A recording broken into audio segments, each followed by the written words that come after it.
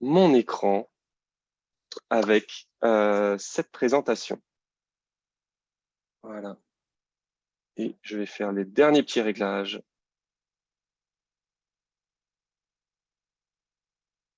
Les derniers petits réglages avant. Je crois que c'est bon. Je crois que c'est bon et qu'il n'y a plus personne en attente dans la salle d'attente. Bah, écoutez, c'est parti. On va démarrer tout de suite. Bonjour à tous. Rebonjour à tous. Merci beaucoup du coup d'être présents ce lundi midi pour cette présentation sur le Legal Practice Management. Ceux qui me connaissent sans doute davantage pour le legal design et pour le legal design, et un petit peu pour ceux qui ont suivi les séminaires transformation du cabinet pour la partie aussi sur les devis et sur les outils. Et je voulais faire ce point parce que à la fin, on en parlera, mais on est en train de lancer un projet avec SideQuest qui est justement de faire de regrouper tous les contenus et de faire une formation Legal Practice Management qui, dans un premier temps, se fera en webinaire live et qui vont commencer fin octobre. Donc, l'idée, c'était de vous présenter, de faire un tour un petit peu des questions essentielles qu'on va aborder,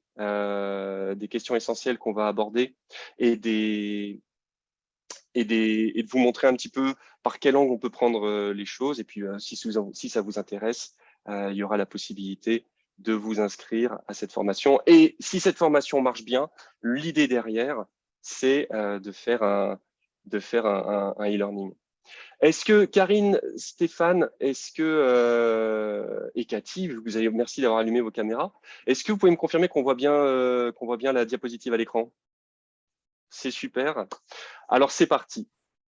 Le Legal Practice Management, le Legal Practice Management, en même temps, je regarde un petit peu le chat.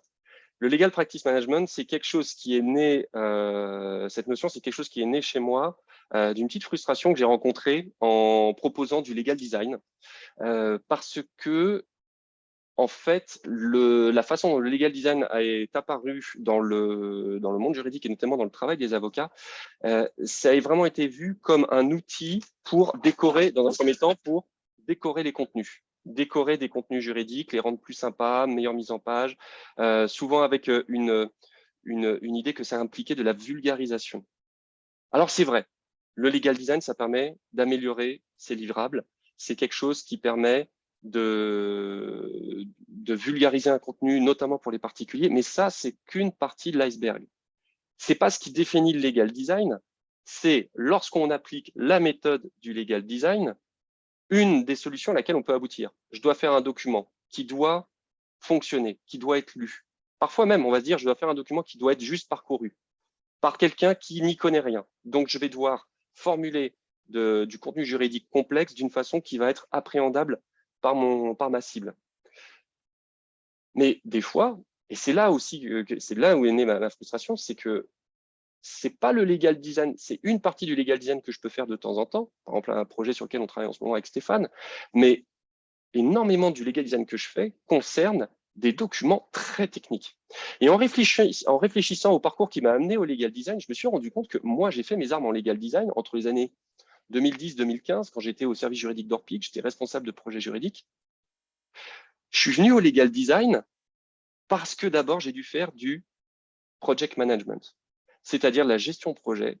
J'étais dans une position où on me donnait des missions très vagues qui impliquaient de valider des points juridiques, mais derrière de mettre en place énormément de mécanismes qui faisaient qu'à la fin, je ne rendais pas une consultation, je ne rendais pas un contrat, je ne rendais pas un modèle de contrat. À la fin, on avait mis en place un nouveau processus d'adhésion, mis en place un nouveau règlement intérieur qui avait été validé par l'Assemblée générale, et derrière qu'on avait transformé tous les GIE, et derrière qu'on avait changé tous les GIE pour qu'ils aient la même organisation.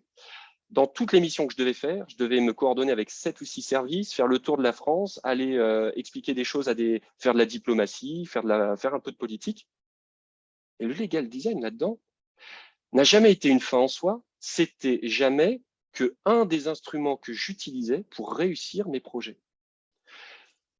Et cette partie-là, ce qui est assez marrant, c'est qu'avec pas mal de clients avec lesquels je fais du legal design, très souvent, j'ai commencé aussi dans les prestations à y venir. C'est-à-dire que Ah là là, souvent la réaction, et peut-être que Karine et Stéphane vont hocher de la tête, souvent quand je montre des modèles legal design, on me dit, mais Robin, ça me prend un temps infini à les faire. Oui, ça prend beaucoup de temps. Donc, ça ne vaut le coup que si, lorsqu'on les fait, on sait que, un, on est dans un process qui est destiné à se répéter souvent, on est dans de l'industrialisation, et que, deux, on sait exactement pourquoi on dépense cet effort, pour produire un effet pour produire un effet, un résultat. Les gens me donnent, j'ai besoin que les clients, je gère 15 contentieux en parallèle. Je ne peux pas perdre mon temps à faire des allers-retours par mail pour obtenir les pièces et les infos. J'ai besoin que ça aille plus vite, que ça soit structuré et que j'ai le minimum d'allers-retours pour obtenir des infos supplémentaires. Je ne peux plus me permettre de perdre ce temps à faire là. Bah là, à partir du moment où j'ai ce problème-là qui est posé, je vais essayer de faire un document légal designé, un questionnaire, une notice, quelque chose qui me permette d'atteindre un objectif. Et c'est vraiment ça qui m'a fait venir c'est ça qui m'a amené à me dire, mais je vais arrêter de parler de legal design, je vais parler de legal design dans le cadre du legal practice management. C'est l'idée que d'abord on se pose la question de son organisation, ensuite on se pose la question du process, et tout le long de ce process, on identifie les livrables qui vont être utiles. Et là, on peut utiliser du legal design parce que quand un livrable arrive dans un process, on sait ce qu'il y avait avant, on sait ce qui doit avoir lieu après. Et du coup, on sait la forme qu'il doit avoir, l'objectif qu'il doit atteindre et la quantité d'efforts qu'il faut qu'on lui consacre. Donc, c'est sur cette base-là, sur cette frustration-là, que je veux vous proposer de vous montrer un petit peu cette idée du legal design avec du legal practice management, avec dedans des petits morceaux de legal design, des petits morceaux de ce que j'appelle le legal project management. Alors, je sais que ça fait beaucoup de mots d'anglicisme, je vais essayer de rendre ça, mais comme Stéphane adore les anglicismes, j'en mets un maximum. Mais en fait, c'est des sciences que j'ai rencontrées avec ces termes-là. Donc, si vous voulez aller plus loin dans ces sciences, je vous donne le terme tel qu'il utilise. Et malheureusement, comme c'est les Américains, il y a tout un historique qui remonte à la Seconde Guerre mondiale. C'est les Américains qui sont en tête sur la gestion de projet. Et ben en fait, énormément de contenus et de techniques dont je m'inspire dans le legal practice management viennent du legal project management. Et enfin, les outils. Les outils, parce qu'une fois qu'on a déterminé un process, qu'on a vu sa pratique comme un objet un peu extérieur et qu'on l'a rationalisé, et ben non seulement on va se dire, pour aller plus vite sur ce point-là, il me faut du legal design, mais de temps en temps, on va se dire, et pour aller plus vite sur cette étape-là, c'est pas du legal design qu'il me faut, c'est des outils. Donc, le legal practice management mobilise à la fois des connaissances en legal design, à la fois des techniques qu'on va aller voler aux consultants, des choses qui ont fait leur preuve en gestion de projet, en project management, et on va appeler ça le legal project management, parce que comme on utilise, et je m'aperçois qu'il y a une super faute de frappe, c'est pas comme si on allait passer 5 minutes sur cette diapositive. Comme le legal project management, les sujets juridiques sont des sujets très particuliers. On ne peut pas adapter les techniques qui viennent du consulting telles quelles. Donc, moi, j'ai fait un travail d'adaptation. Et enfin, les outils, une recherche, un panorama de ce qu'on peut faire avec son ordinateur, avec ce qu'on a sous la main, et de ce qu'on peut aller chercher dans les outils qui sont proposés aux juristes. Voilà ce que comporte le legal practice management. La première chose que je vais faire avec vous, c'est déjà de vous dire, mais de quoi ça parle le legal practice management et de quoi ça ne parle pas. C'est hyper important parce que quand on est sur des choses, et c'est un reproche aussi que j'ai avec le legal design, c'est que de temps en temps, on tire un peu la ficelle et le legal design, au bout d'un moment, on se rend compte que ça doit être partout, à tous les étages, tout le temps. Et le problème d'un truc qui est censé tout faire, c'est qu'au bout d'un moment, on ne sait plus l'utiliser. Donc moi, je vais essayer de cibler. Le legal practice management, ça concerne dans l'avis de votre cabinet d'avocat ou s'il y a des juristes dans l'avis de votre service juridique, ça concerne ça concerne tous les sujets liés à la production.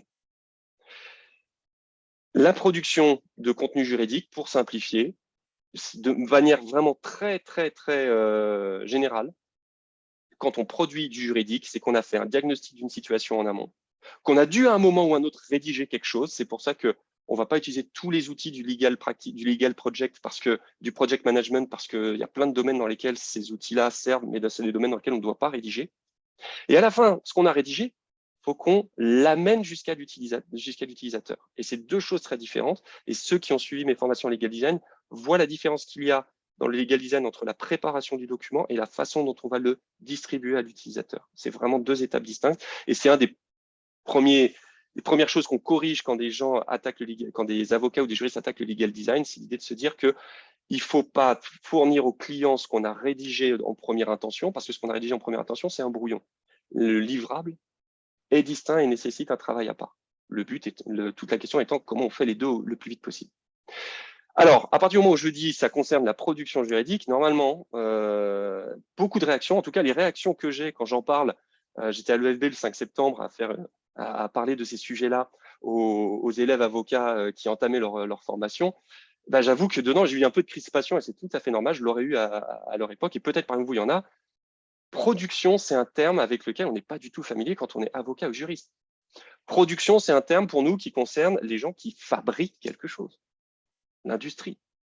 Des gens peut-être qui produisent des logiciels, mais quand on est avocat, c'est une vocation, c'est presque une fonction, c'est un statut. Même quand on est juriste, on a un statut dans la société. Eh bien, c'est là où la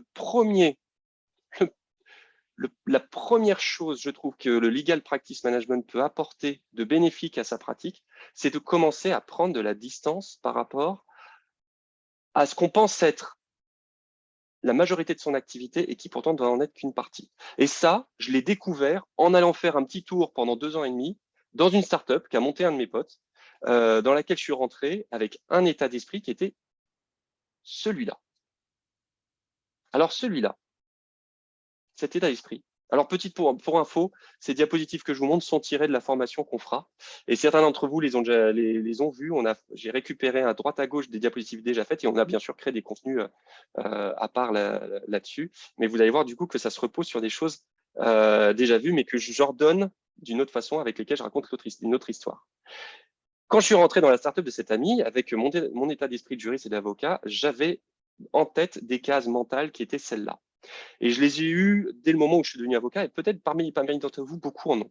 C'est l'idée de se dire que je suis avocat, j'ai fait 6 ans d'études, j'ai une spécialisation, j'ai 10 ans de pratique dans un domaine, droit de la construction, droit de la famille, fiscalité locale. Moi, ma vie, c'est 90% faire de la production, c'est 90% faire ce qui est ma spécialité, et accessoirement, parce que j'ai pas d'autre choix, parce que j'ai choisi de l'être, je suis contraint dans mon activité d'avocat et parfois même de juriste de faire un peu de support. Donc le support, ça va être, bon, il faut que je me penche sur la question de peut-être trouver un logiciel pour partager nos documents. Il faut que je m'occupe de la facturation. Le support, ça va être, il faut que j'achète une nouvelle imprimante. Voilà. Je vais en faire de temps en temps, tôt le matin et tard le soir parce que j'ai pas le choix. Et accessoirement, de temps en temps, souvent en renaclant, souvent en me disant, j'en ai, à force de voir des posts LinkedIn qui me culpabilisent là-dessus, allez, je vais faire un peu de commercial. Vous allez faire un peu de commercial, vous allez le faire le soir, vous allez le faire le dimanche. Et souvent, en faisant du commercial, on va confondre. Moi, c'est ce que je faisais, c'est on va faire de la com, on va faire un post LinkedIn, on va faire un petit. Ben voilà, on va faire les choses comme ça. D'abord, ma spécialité, mon expertise. Ensuite, un peu de choses nécessaires pour faire tourner mon organisation. Et puis, accessoirement, de temps en temps, je dis aux clients, hey, venez me voir, il y a la lumière ici, et ce qu'on peut faire peut vous intéresser. Quand je suis rentré en startup, je me suis aperçu qu'en fait, la logique de 90% des entreprises qui ne font pas du juridique, c'est celle-là. D'abord le commercial, ensuite la production, et ensuite le support. D'abord, le commercial, ça veut dire que quand je suis rentré dans cette startup, on faisait des plateformes, des logiciels qui permettaient aux directions innovation de gérer leur activité. Et moi, mon attitude, c'était de dire, les gars, travaillons sur notre logiciel. Faisons le logiciel le plus beau, avec les meilleures fonctionnalités. Quand je vais aller voir le client, je veux l'impressionner. Je veux l'impressionner avec ce que je lui apporte. Je veux que, par la puissance de ce que j'ai développé, par la puissance de notre expertise, ils disent, oui, je signe. Où est le devis? Je vous le fais tout de suite. Et là, ça a été violent pour moi. Ça a été très violent pour moi. Là, je le raconte, mais ça a été des engueulades. Là, mon pote je me suis senti, moi qui venais de mon poste de responsable de projet juridique, là, je suis revenu un peu stagiaire. Mon pote m'a dit, écoute, c'est très sympa, Romain, tu vas te mettre sur le siège passager, tu vas me regarder faire. Et là, ce que j'ai vu, c'était donc entre 2015 et 2018, ce que j'ai vu, c'est le fait qu'on avait un logiciel qui faisait plein de trucs et qui avait des milliers de défauts, mais surtout, on n'allait pas commencer à le travailler dans le vide, dans le vent. Premier truc qu'on a fait, c'est essayer d'obtenir le maximum de rendez-vous avec des directeurs innovation dans les grands groupes. Et comme mon pote était directeur commercial, c'était sa spécialité d'obtenir ces rendez-vous, d'arriver à les arracher. On a passé notre temps à aller faire des rendez-vous dans des COMEX avec rien d'autre que une appli qui marchait comme ça et une belle présentation PowerPoint qu'on fignolait sur le parking avant de monter. Moi, je trouvais que c'était vraiment à l'arrache et un peu honteux. J'étais pas à l'aise. Un an après, on avait 15 salariés et on prenait un duplex à Opéra. Et on avait comme client la moitié du CAC 40. Et là, je me suis dit, OK, Romain, il se passe un truc, ouvre tes écoutilles, il y a quelque chose qui se passe, il faut que tu le comprennes. Et ce que j'ai compris, c'est qu'en gros, c'est cette logique-là qui, en fait, est très saine. C'est la logique qu'il ne faut rien produire qu'on n'ait pas validé. Il ne faut rien produire, il ne faut pas travailler une expertise pour laquelle on n'est pas sûr d'avoir déjà un client qui a envie dont on sait le prix qu'il est prêt à payer pour répondre à un besoin précis. Tous ces rendez-vous commerciaux n'avaient pas pour but de vendre quelque chose. C'était un prétexte. Le but, c'était, on arrivait avec quelque chose, on savait que c'était imparfait et en fait, c'était presque une très bonne nouvelle quand le client disait « Ouais, c'est bien ce que vous faites. » Alors, c'est bien ce que vous faites, valider le fait qu'on était sérieux. Mais, et alors derrière le mais, c'était là que nous, ça se passait la réunion. Le mais, c'était « Ouais, mais moi, en fait, mais j'aurais plutôt besoin de… » Et là, c'est là que j'ai compris qu'en fait, on était le commercial, c'est pas venir avec un produit et le vendre un peu comme un VRP, c'est le commercial. C'est quelque chose d'assez noble, d'assez empathique, de très technique qui consiste à dire qu'est-ce que tu veux, de quoi tu as besoin, que toi-même peut-être tu ne t'exprimes pas, il faut aller travailler le truc avec le client. Et surtout, très important, qu'est-ce que tu es prêt à payer pour? Parce que nous, on avait en fait, quand je suis arrivé, ils avaient déjà connu un revers, qu'ils avaient développé un super outil génial. Ils avaient déjà fait le tour d'une partie des COMEX, sauf que cet outil, tout le monde disait qu'il était génial, mais un an après, personne leur avait commandé. Et c'est le moment où ils se sont dit, on va arrêter d'investir sur cet outil, on va juste demander, mais pourquoi cet outil, vous ne nous l'achetez pas? Qu'est-ce qu'il vous faudrait? Et c'est là qu'on s'est aperçu qu'en fait, cet outil était génial, mais ce qu'il fallait, c'était un truc en amont beaucoup plus simple, qu'on a développé en se disant, mais c'est bizarre qu'il vous faille un truc aussi simple et que ça n'existe pas déjà. Et bingo, ça a marché. Parce qu'on avait développé quelque chose en sachant qu'il y avait un client en face. Cette logique-là, à chaque fois que vous avez des écoles de commerce dans lesquelles j'ai pu intervenir, des écoles de com qui forment les élèves à soit rejoindre des startups, soit les monter elles-mêmes, cette logique-là, elle est constamment fondamentale. Vous avez une idée, vous avez une intuition, vous avez une spécialité, mais c'est pas ça que vous n'allez pas la mettre en avant, vous n'allez pas la développer et chercher des clients. Vous allez d'abord chercher des clients, savoir ce qu'ils sont prêts à acheter, et ensuite vous allez commander à la production. Vous allez revenir, le commercial vient à la production en disant, écoute, voilà, moi j'ai des clients qui sont prêts dans notre domaine à acheter ça pour tel prix. Est-ce que tu peux le produire? Et en étant rentable. Et donc c'est ça l'enjeu de la startup. Et là, dans la startup, la production va aller voir le support en disant, bon, écoute, support, il y a le commercial qui me dit qu'il faut que je produise ça, c'est-à-dire un truc pas cher, mais complètement fait sur mesure, avec des heures et avec beaucoup d'humains dedans. Pour pas cher, il faut que je sois rentable. Est-ce que tu peux m'aider à me donner des outils ou des techniques pour que ça soit rentable? Et donc, c'est vraiment cette cascade-là qui a lieu dans la grande majorité des entreprises et que moi, j'ai vu et que j'ai pu tester moi-même et franchement, qui fonctionne. Le truc, c'est que dans la plupart des entreprises, et Thibaut dit que c'est comme ça qu'ils ont lancé SideQuest et je veux bien le croire. La plupart des startups, vous allez avoir cette logique-là qui est répartie sur 3 personnes. Dans toute startup, et même les startups qui n'existent où il n'y a quasiment rien qu'une présentation PowerPoint et qui vont chercher des fonds auprès d'investisseurs, vous avez cette logique où il y a un directeur commercial, un directeur des opérations. C'est un poste que vous retrouvez dans plein d'entreprises. Vous avez entendu dire à Coca-Cola, la raison d'être de Coca-Cola, c'est de fabriquer du Coca-Cola et le meilleur qui soit. La vérité, c'est en fait Coca-Cola vend d'abord ce que les gens sont prêts à acheter et il y a un directeur des opérations qui dit bah, les gens veulent du Coca-Cola, on va vendre du Coca-Cola. Mais mince, ils sont intéressés par du Fanta, on va racheter Fanta et on va faire un lien là-dedans. Donc, il y a toujours dans toutes les boîtes un directeur des opérations et vous avez un directeur du support qui est souvent un CTO qui, lui, va essayer de doter la production, de fournir l'outil qui permet à la production de rendre le service qui est commandé par le commercial en étant rentable. Et ben, le problème, c'est que dans les cabinets d'avocats, cette logique-là, elle n'est pas très claire. On est plutôt sur cette logique-là, où d'abord on est très très fort, ensuite on essaie de perdre pas trop de sous, puis accessoirement on essaie de vendre ce sur quoi on est très très fort, sans bouger parce qu'on est très très fort dessus, donc c'est ça qu'on va vendre. Et dans les cabinets d'avocats, le deuxième problème, c'est qu'on n'a pas forcément cette logique-là en tête, mais en plus de ça, les 3 fonctions sont réparties un petit peu parce que c'est du en plus, parce que c'est de la contrainte supplémentaire. On va les répartir sur les 3 associés de manière un petit peu, bah, toi, tu vas faire un poste, tiens, je m'occupe des factures. On va pas le réfléchir. Le Legal Practice Management, je vous ai dit que ça s'occupait de la production. C'est hyper important de savoir quand on fait du Legal Practice Management,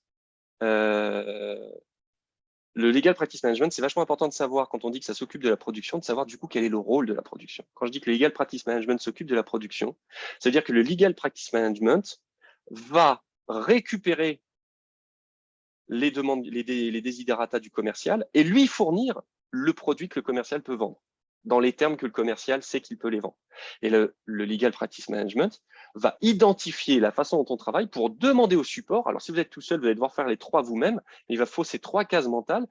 Va demander au support, mais des choses très simples en disant, regarde, voilà toute la façon dont on travaille. Sur cette étape-là, franchement, on perd du temps. Qu'est-ce qu'on peut faire pour améliorer juste cette étape-là? Et cette logique-là, elle est salvatrice dans le sens où, si je vous parle de transformation digitale, bah, il y a tout et rien en même temps. Si je vous parle d'avocat entrepreneur, c'est hyper culpabilisateur et il y a tout et tout est mélangé. Si je vous dis, dans votre semaine, et c'est un des trucs qu'on verra dans la formation, la production, c'est un aspect. La production, c'est ça qui vous fait vivre. Mais il faut 15% de temps pour le commercial et 10% du temps pour le support. Et voilà l'organisation idéale de la semaine. Voilà une proposition d'organisation de la semaine. Vous commencez à comprendre que dans la production, on n'a pas le temps de repartir sur des dossiers qu'on n'a jamais vus, sur des trucs de zéro et de faire de l'artisanal. Parce que sinon, vu que déjà la production ne coûte plus que 70% de notre temps de travail, que le commercial c'est du travail, que le support c'est du travail, c'est pas des trucs qu'il faut faire le soir et le week-end, ça fait partie de votre journée d'avocat et de chef d'entreprise, et ben du coup la production, on peut plus se permettre de la faire de manière artisanale parce que ça va plus marcher. Et l'autre chose qui est salvatrice, et du coup vous allez chercher du legal design, et l'autre chose qui est salvatrice, c'est quand on dit faut se doter d'outils, faut accélérer les choses, faut se digitaliser, bah, si vous avez avec le legal practice management vraiment décortiqué votre production, vous n'avez que des petites questions simples à résoudre et vous n'êtes pas obligé de toutes les résoudre en même temps. Vous vous dites, à raison d'une fois toutes les 2 semaines, je vais résoudre un point ici, un autre là. Il y a des choses où on voit qu'on perd du temps, on voit qu'il y a de la déperdition d'efforts. On va d'abord essayer de les régler juste en parlant et en s'organisant un peu mieux. C'est pas parfait, mais on met un petit patch. Puis ensuite, quand on aura le temps, on ira chercher des outils et on aura des questions très précises à poser, soit sur la recherche Google pour savoir quels outils existent, soit une fois qu'on a trouvé les outils pour interroger les commerçants en disant, moi, j'ai besoin de faire ça. Est-ce que ton outil me permet de le faire? Donc voilà, c'est vraiment le Legal Practice Management. C'est quelque chose qui s'intéresse à la production et permet de mettre au clair aussi ce qu'on fait dans le commercial et ce qu'on fait au niveau du support quand on va chercher des outils. Accessoirement, juste pour vous dire un petit peu par rapport à ce qu'on fait dans le lab, ces 3 cases, on peut les enrichir un peu. Et dans le quotidien, souvent dans le commercial, il ne faut pas confondre le commercial avec la stratégie qui englobe la façon dont on veut positionner le cabinet et la façon dont on veut, nous, se projeter dans le travail qu'on fait dans le cabinet. Donc ça, il y a des gens qui s'en occupent. Je pense notamment à Michael de l'XD, dont c'est vraiment la spécialité de travailler la stratégie en amont pour créer ces cases-là ensuite.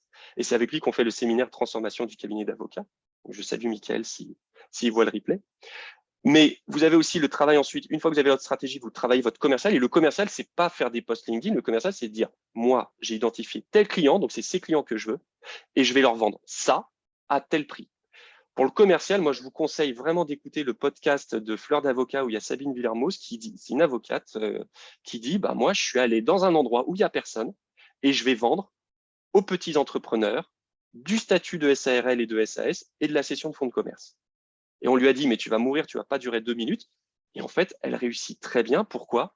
Parce qu'avec un angle commercial aussi clair, elle ne reçoit que des clients qui tombent exactement dans sa spécialité, pour lesquels, au niveau de sa production, elle a tout de suite des trucs à lancer, des trucs optimisés qui vont très vite.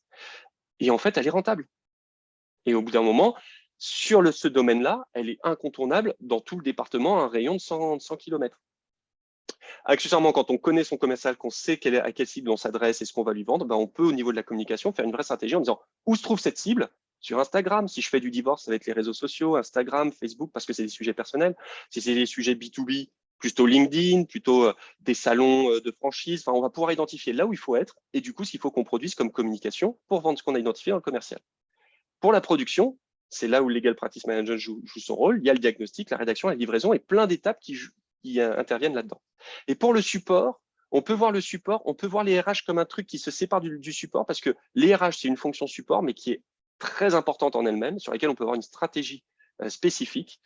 Et donc, souvent, on peut aller voir des gens dont aussi c'est la spécialité, des gens comme Lila Louise Maréchaux, comme, comme Laetitia Jacquet, qui s'intéressent beaucoup sur l'organisation des équipes et sur les carrières à l'intérieur du cabinet d'avocats. Ce que je veux vous montrer, et c'est un truc qu'on explique au Lab EFB, c'est qu'en gros, quand on se dit, dans mon cabinet, je veux changer les choses et les bousculer, très souvent, on a tendance à se dire, je vais être innovant, je vais me doter d'outils, et en fait, ce qu'on fait, c'est qu'on est en train d'innover que sur un aspect qui est le support.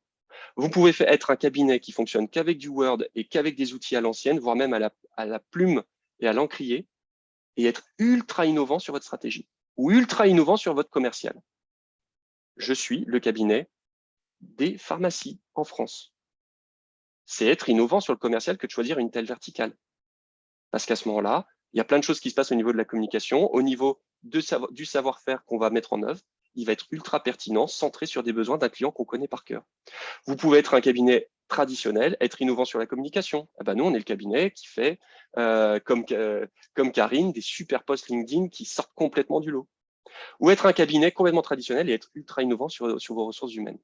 Donc ça, c'est juste pour vous dire, quand vous dites je veux secouer les choses, quel est mon ADN, sur quoi je veux me démarquer des concurrents, vous n'êtes pas obligé de vous focaliser sur faut absolument que j'aille acheter un truc d'une legal tech.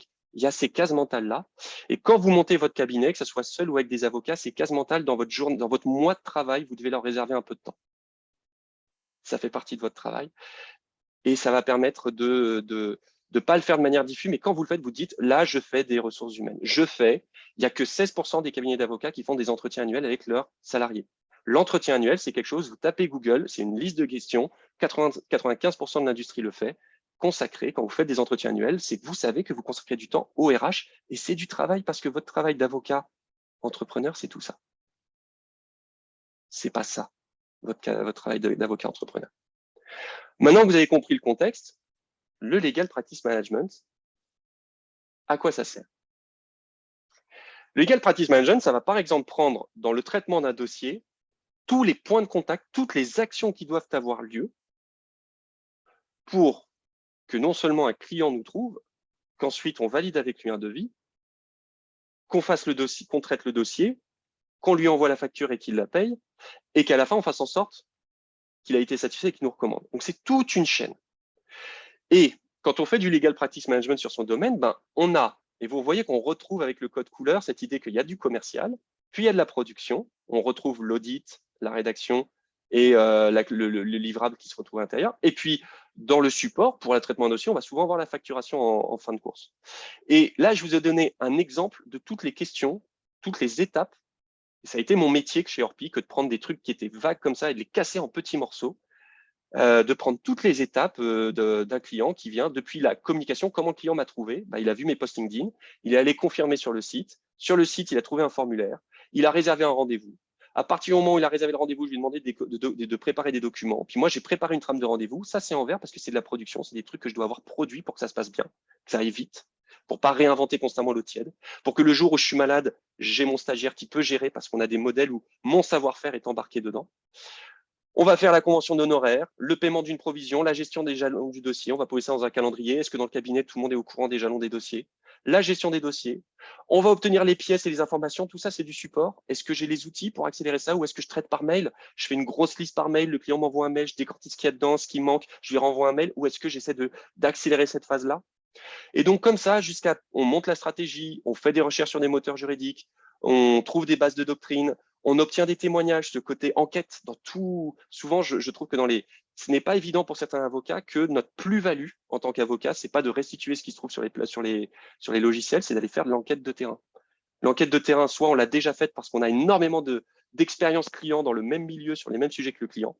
Écoute, dans ton cas, sans te dire qui, mais la plupart de tes concurrents, ils réagissent comme ça. C'est du témoignage, c'est de l'expérience client. Ou sur un dossier contentieux, aller chercher de la... Eh ben, j'ai perdu le terme, si quelqu'un peut me l'aider.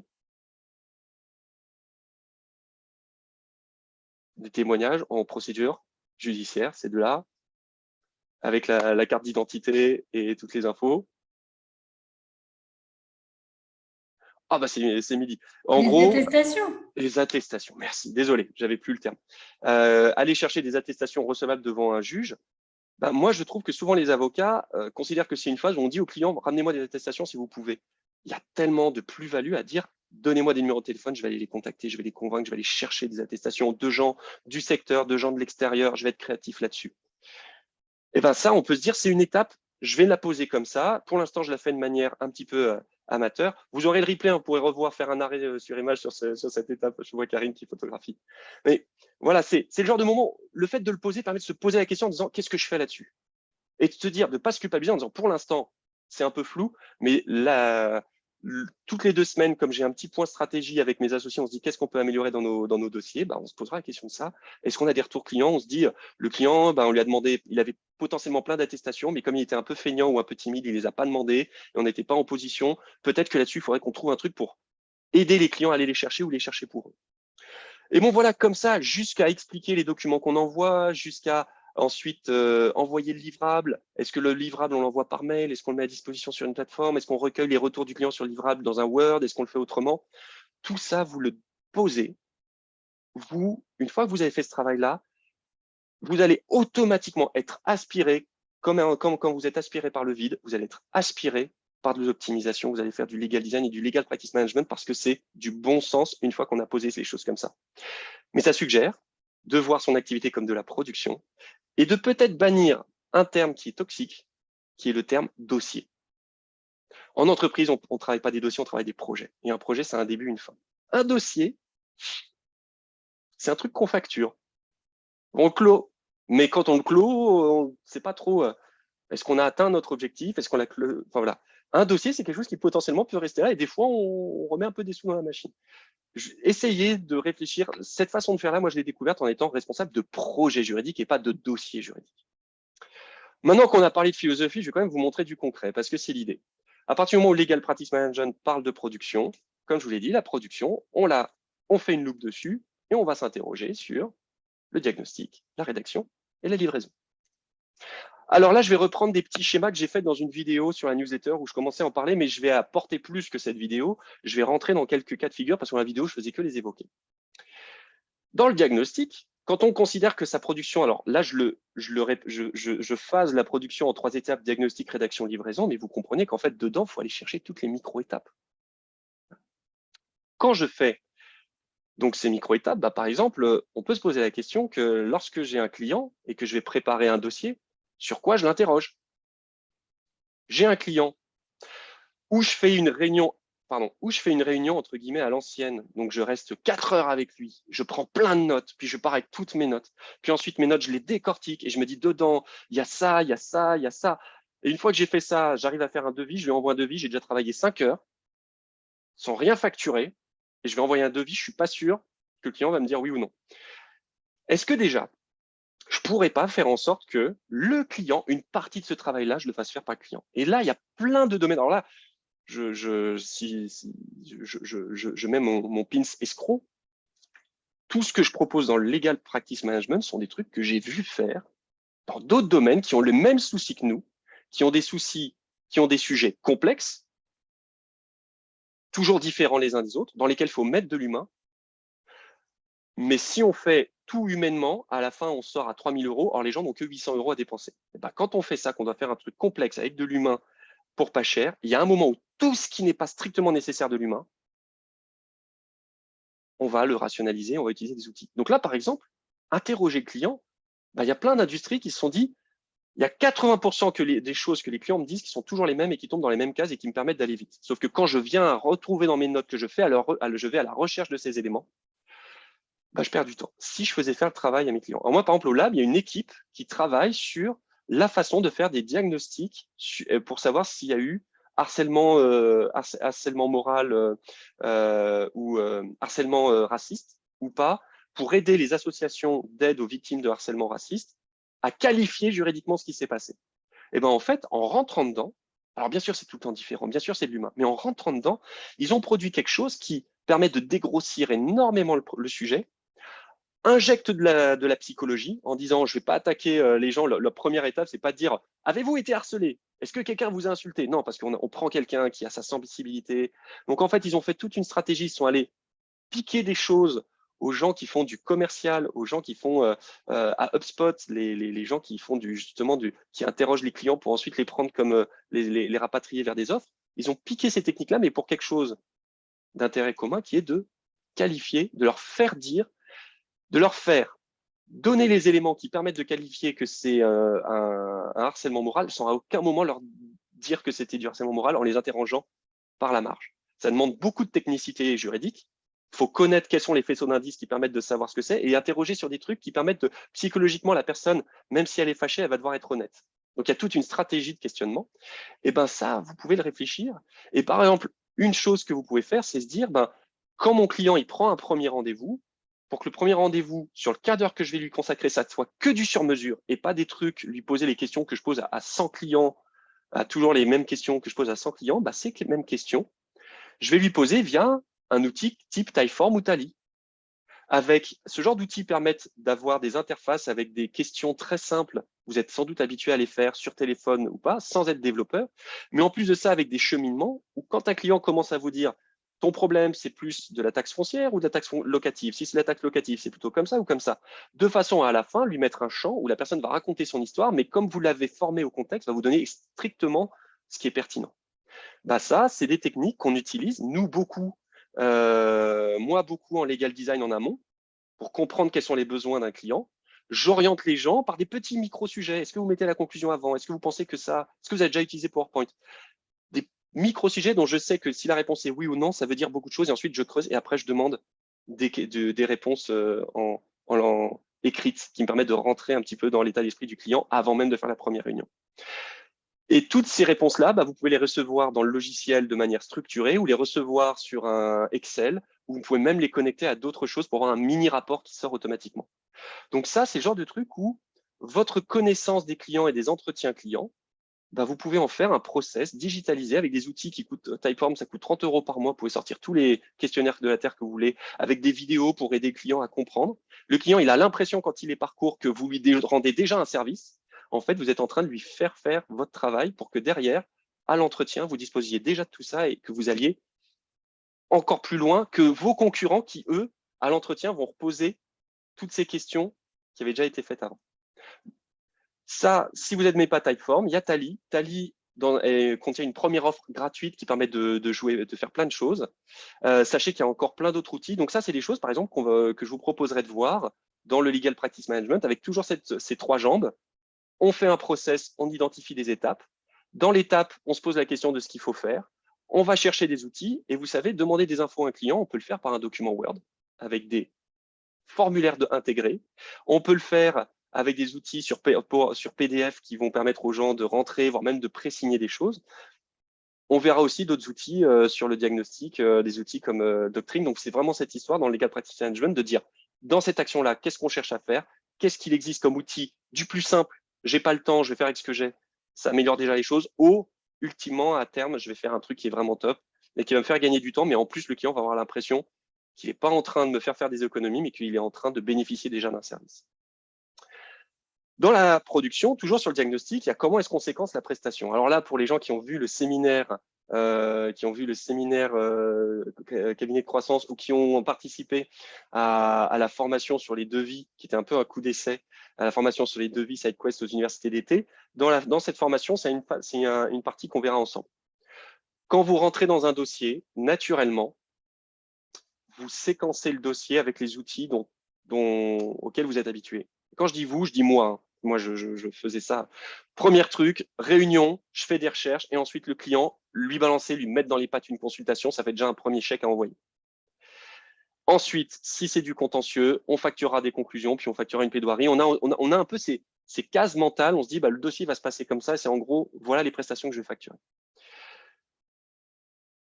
C'est très problématique cette façon de voir les choses. Déjà, c'est ultra réducteur et la plupart de ces blocs, de ces livrables-là, qui sont traditionnels dans le métier d'avocat, ne sont pas ce que les clients veulent. Aucun client ne veut de consultation. J'étais avocat, je vendais des consultations, je suis parti service juridique quand un avocat me disait « Romain, on va faire une consultation », je disais « Pop, pop, pop, tout sauf ça ». Alors attention, les petits madame disaient « Non, mais Romain, nous, on ne fait pas de consultation, on fait des mémos ». Alors, les mémos, c'est une consultation, mais sur mail. Donc, même chose. Donc là, on va faire un peu à la fois du process, du commercial et du legal design pour être au clair sur comment bien phaser sa prestation. Puisqu'il faut faire un process, il faut savoir ce qu'on met dedans. Et là, du coup, les leçons qu'on va voir permettent non seulement d'atteindre ce process qui permet d'aller chercher des outils, mais en plus derrière de savoir ce qu'on met dans ces devis. Et ce qu'il faut mettre dans ces devis, c'est absolument pas « je vais vous facturer pour ce dossier 20 heures de recherche, puis je vous facturerai une consultation, et puis ensuite je vous facturerai mes conclusions » parce que tout simplement, le client, vous allez lui demander des factures d'acompte, et il comprendra pas ce qu'il y a derrière. Et il va alors qu'il y a du vrai travail derrière, mais comme il ne le ressent pas, c'est comme ça qu'il va chauffer, qu'il va avoir l'impression qu'il ne se passe rien et que vous lui prenez des sous. Alors que vous, en fait, vous avez énormément de travail invisible qui va devenir visible par un livrable qui n'est pas forcément ce que le client imaginait. Et mais si le client s'énerve entre-temps, il a l'impression qu'il a payé beaucoup pour rien.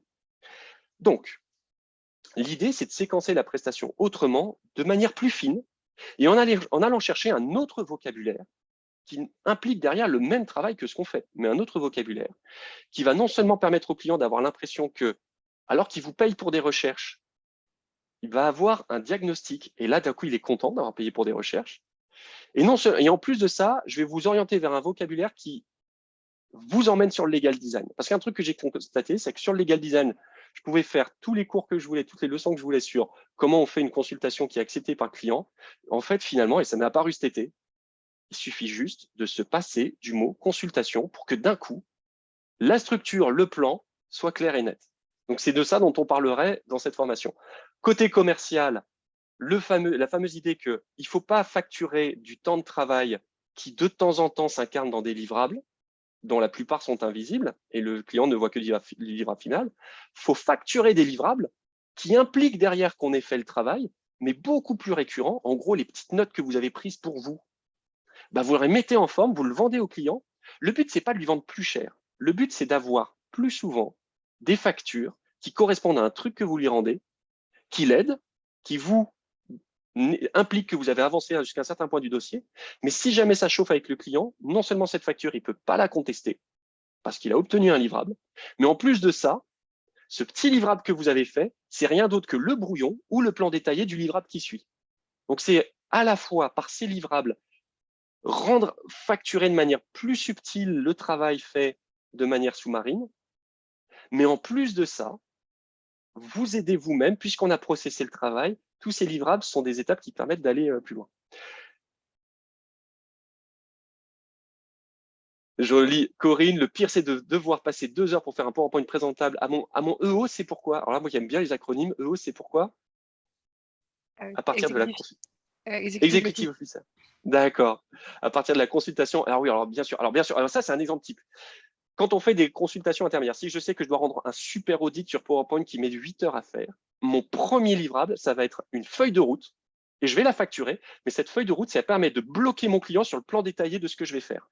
Et ce que je vais faire, c'est que mon plan détaillé correspondra exactement à l'intitulé des diapositives que je vais faire. J'aurai plus qu'à mettre mes titres dans des diapositives et à faire le contenu. Donc en fait, process et legal design vont ensemble. Je ne sais pas si Fatoumata est là, mais Fatoumata Brouard, qui a un cabinet spécialisé dans le RGPD, on a fait ce travail-là. C'est-à-dire qu'on a processé tout son travail en se disant, à la fin, quand j'ai terminé ma prestation 6 mois après, le client il dispose de quoi? Et on a fait l'état de tous ces livrables, et ces livrables, ils sont complexes. Et bien, si on monte d'une étape d'après, quand je fais mes ateliers, quand je fais mon diagnostic, quand je fais ma première feuille de route, plutôt que de faire un document hors sol, en fait, ces documents, on se dit, mais puisque c'est ça le plan du document que je vais produire à la fin, mon diagnostic, comme par hasard, va être en fait une forme de plan détaillé de ce qui va suivre avec des parties qui manquent que je vais compléter par d'autres livrables. Donc, il y a toute une stratégie pour s'économiser du temps. S'économiser du temps et pouvoir travailler en équipe. En gros, la présentation de 6 heures qu'il faut faire, écoute, le client, il a validé la feuille de route qui était la présentation, qui était finalement le plan détaillé de cette consultation. On bannira le mot consultation, mais le plan détaillé de cet audit, il l'a validé, il a payé pour ça. Tu vois, tu prends chaque titre, tu les mets dans des diapositives et tu mets ensuite le détail des recherches en dessous. Ça permet de donner, de travailler, de dispatcher efficacement les tâches qu'on va donner à ses collaborateurs. Donc vraiment, travailler par les livrables, que ce soit pour son organisation interne ou là, pour ce qu'on va voir, pour les devis.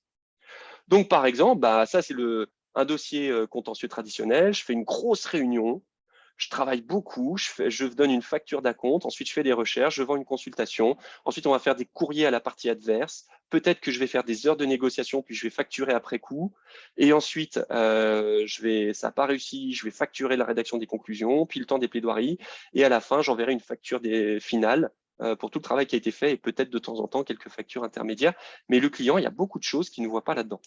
Moi, le même dossier contentieux, je propose de le formuler comme ça.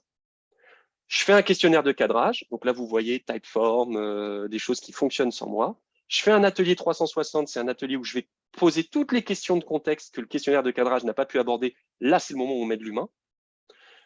J'appelle ça atelier 360 parce que réunion, mon client, il n'a pas l'impression que réunion, c'est un truc qui se facture. Atelier, on rentre dans un vocabulaire que votre client, s'il bosse dans l'entreprise, est habitué à se voir facturer par des boîtes de consulting. Donc, c'est uniquement, les termes que je prends sont des termes qui correspondent à des choses que les autres métiers facturent.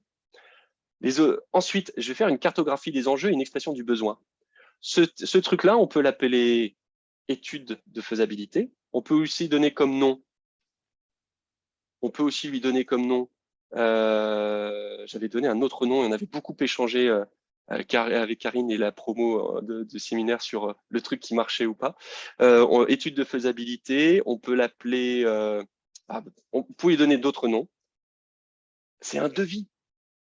Sauf que faire un devis, c'est du travail. C'est déjà rentrer dans l'analyse juridique, dans le fait de ce qu'il va falloir que vous fassiez et chiffrer de votre côté ce que ça va prendre. C'est du travail faire un devis. Quand vous faites ce système-là, vous faites la grosse réunion et à la limite, vous faites un devis ici pour envoyer votre facture d'acompte. C'est du travail que vous donnez gratuitement. Tandis que là, après le questionnaire de cadrage et le petit atelier, quand vous facturez une étude de faisabilité, avec à la fin, oui, on considère que ça vaut le coup, voilà les questions juridiques qu'il faudra se poser, et puisque c'est une étude de faisabilité, oui, c'est faisable, chez nous, ça coûterait tant, et vous auriez ça à gagner, prenez votre étude, mettez-nous en concurrence, mais vous repartez avec quelque chose d'utilisable. C'est pas, comment dire, c'est pas de l'arnaque du client que lui donner ça. C'est tellement pas de l'arnaque que les architectes font ça. Si je demande à un architecte combien ça coûte à l'euro près de faire cette maison, il me sort un document de 500 pages où il a réfléchi à comment faudrait la construire, jusqu'à la poignée de porte, combien ça coûterait. Il a dû mettre du travail, faire un devis en droit sur un dossier complexe, c'est du travail. Ça se facture. Et si vous l'appelez, je vais vous facturer des heures de recherche pour vous envoyer un devis, le client, il va dire non.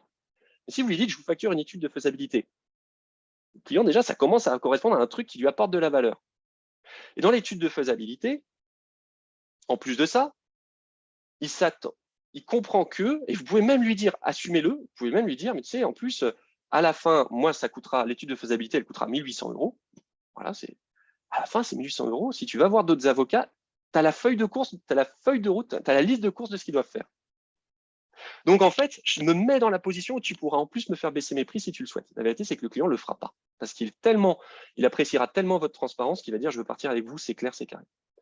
Mais ça a aussi un autre avantage en termes de legal design, c'est que moi, je vois beaucoup de consultations qui sont en fait des devis déguisés.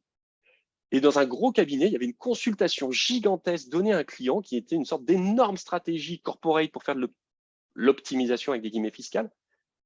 Mais en fait, à la fin, on se disait, mais à quoi ça sert? On est en train de montrer au client à quel point on est fort, mais à quoi ça sert? Il manquait un truc.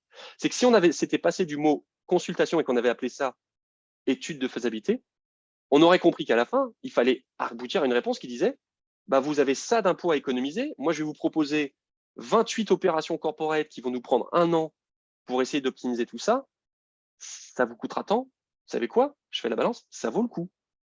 Prenez notre étude, allez la faire challenger chez des concurrents. Je suis tellement à l'aise avec ce que je vous dis que moi, j'ai aucun problème.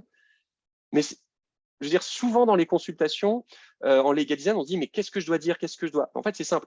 Utiliser, à la place de consultation, utiliser un mot du quotidien. Je dois faire un devis.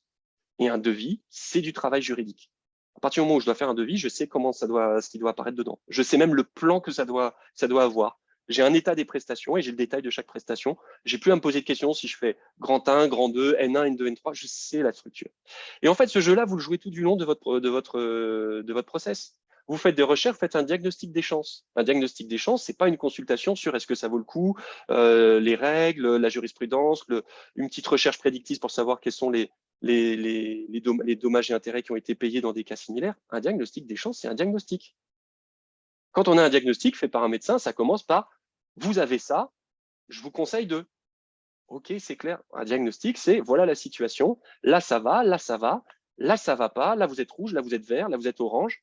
Et maintenant, on va regarder chacun des points et je vais vous expliquer à la fin ce que je vous conseille de faire juste après. Diagnostic des chances, plutôt que quand on a une consultation et qu'on se dit non, en fait, c'est pas une consultation, c'est un diagnostic des chances, pareil, la structure, le plan, ça va tout seul. Parce qu'en fait, on sait à peu près à quoi doit répondre un diagnostic informatique, un diagnostic marketing ou un diagnostic médical, on sait à peu près ce qu'il doit y avoir dedans. Et le client, cette appellation-là, elle lui envoie le message qu'à la fin du diagnostic, j'ai une certitude. Tandis que si on lui vend une consultation avec 20 heures de recherche qu'il ne voit pas, il a l'impression qu'il vous paye à monter en compétence sur son dossier. Donc, vous faites ce jeu-là sur tout votre dossier. Non seulement vous pouvez, à chaque livrable, vous faites une facturation intermédiaire, et si le dossier s'arrête là, vous avez facturé des choses en termes de responsabilité. Le client est parti avec quelque chose, donc il ne peut pas vous dire « Ah, mais je vous facture 30 heures de recherche, et même si vous n'avez rien eu, de toute façon, c'est vous qui avez décidé de rompre le dossier. Quoi, comment ?» Et j'engage votre responsabilité, et on n'en finit pas. Il y a un livrable, il y a une petite facture. Et ce dossier-là, on va le traiter en 8-9 factures intermédiaires qui correspondent à chaque fois à des livrables. Sauf que comme on est malin, le diagnostic des chances, c'est quoi? C'est plus ou moins le plan des conclusions qu'on fera à la fin avec tout le dispositif et les motifs qu'on sortira. On sait que dans tel dossier, on a tendance à sortir ça comme demande. On prend ce plan-là et on fait l'analyse du client sur un petit document. Notre travail préparatoire, on le transforme en document que le client va vous valider. Donc après, quand vous partez dessus, il était d'accord. Quand vous allez lui montrer les premiers jets de conclusion, il savait parce que le plan détaillé, il va avoir une correspondance entre le diagnostic qui n'est autre que le plan détaillé qui annonce les conclusions. Mais en plus de ça, vous vous êtes auto-briefé. Le client, il vous valide ça. 2 mois après, vous dites « Ok, alors c'était quoi le dossier ?» Vous reprenez ce que vous lui avez facturé. Ça vous dit quoi faire.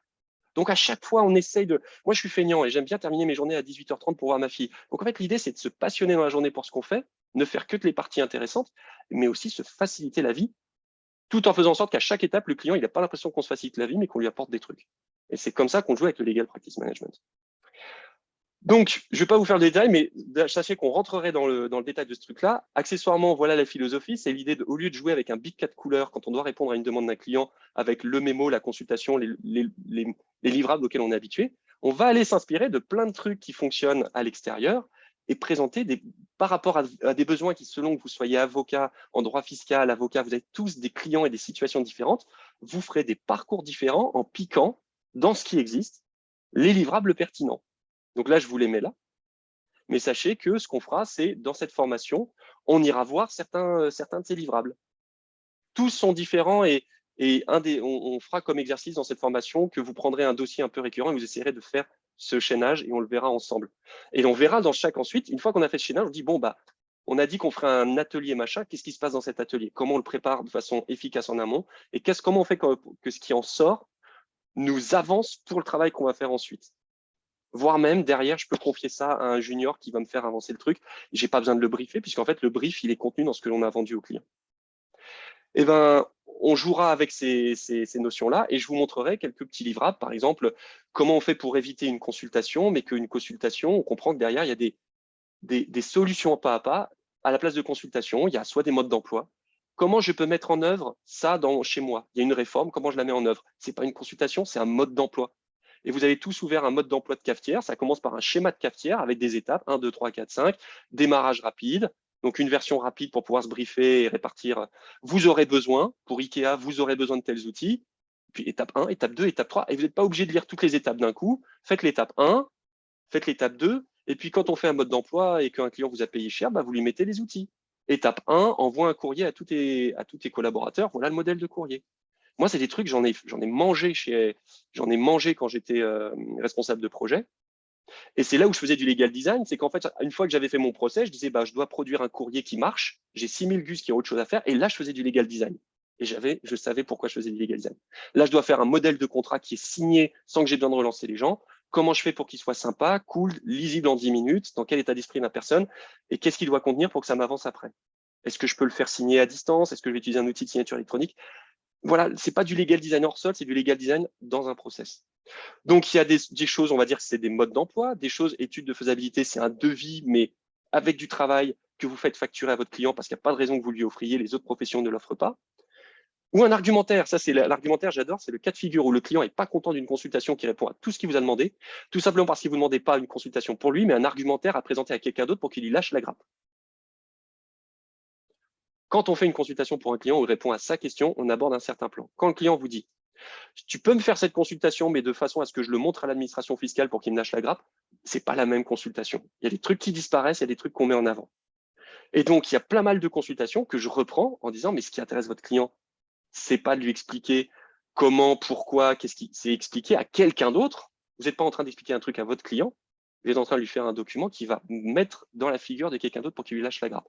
Donc, on est sur le plan de l'argumentaire, donc on est sur le plan du pitch, de la démonstration, du discours, ou sur le plan de l'attestation. Ton document doit ressembler à une attestation pour couper. Et là, limite, le logo de ton cabinet doit être le premier truc qu'on voit, c'est pour dire le client, il avait la réponse, mais là, ce qu'il veut, c'est calmer quelqu'un d'extérieur en disant c'est l'avocat qui le dit. Et c'est pour ça qu'il vous paye. Il ne vous paye pas pour avoir répondu à la question, mais pour avoir coupé la chic à quelqu'un qui l'embêtait avec votre puissance d'avocat. Et vous avez dû faire un travail qui permettait de dire quand je vais dire ça à cette telle autre personne, est-ce que ce que je dis n'engage pas ma responsabilité?